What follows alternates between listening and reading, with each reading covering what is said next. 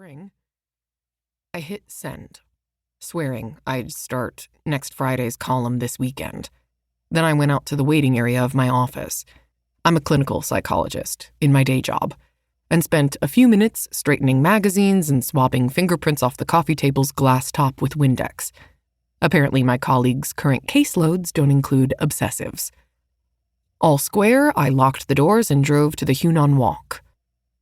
On the 20-minute ride home to my Guilford condo, the smell wafting from the backseat filled my car, nearly driving me mad. If it hadn't been raining, I would have pulled over. I've learned the hard way not to transport Chinese takeout within reaching distance after a long week of listening to people's problems. For me, drama and tragedy are great appetite stimulants.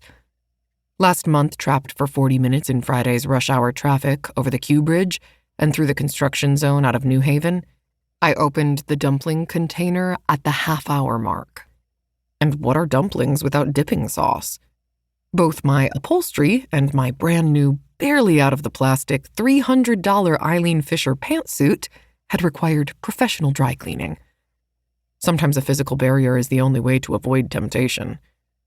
I turned off Route 1, drove past the town green, up Whitfield Street and onto Soundside Drive.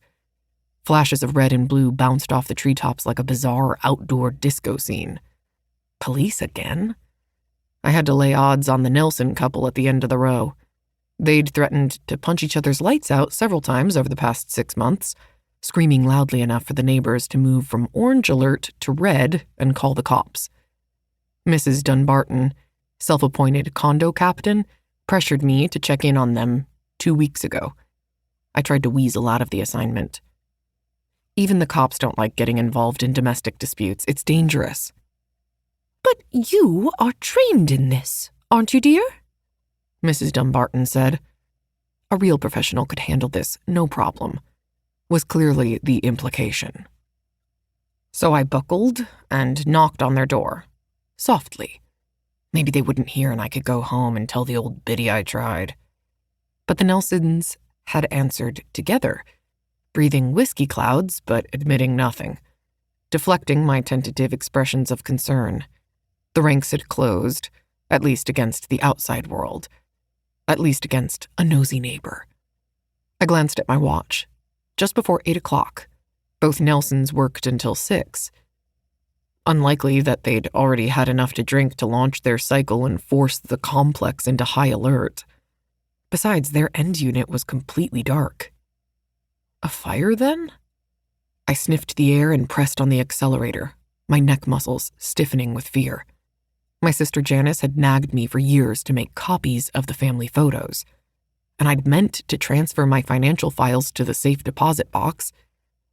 And my cookbook collection, my mother's signed copy of The Joy of Cooking.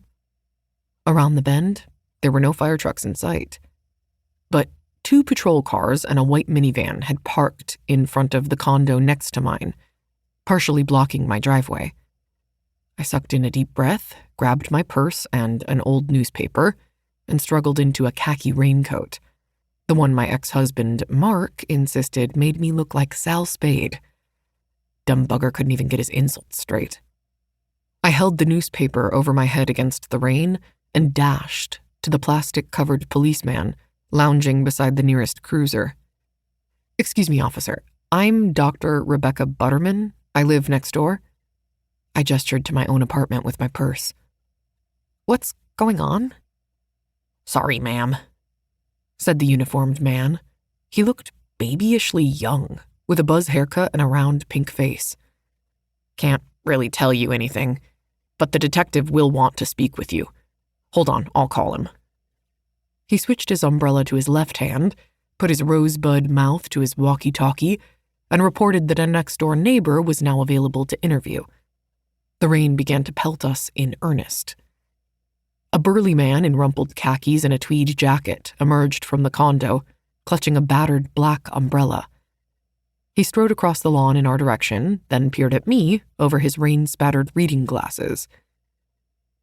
"I'm Detective Jack Meigs," he said in a deep voice.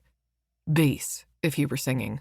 He extracted a wallet from his back pocket and flashed an ID.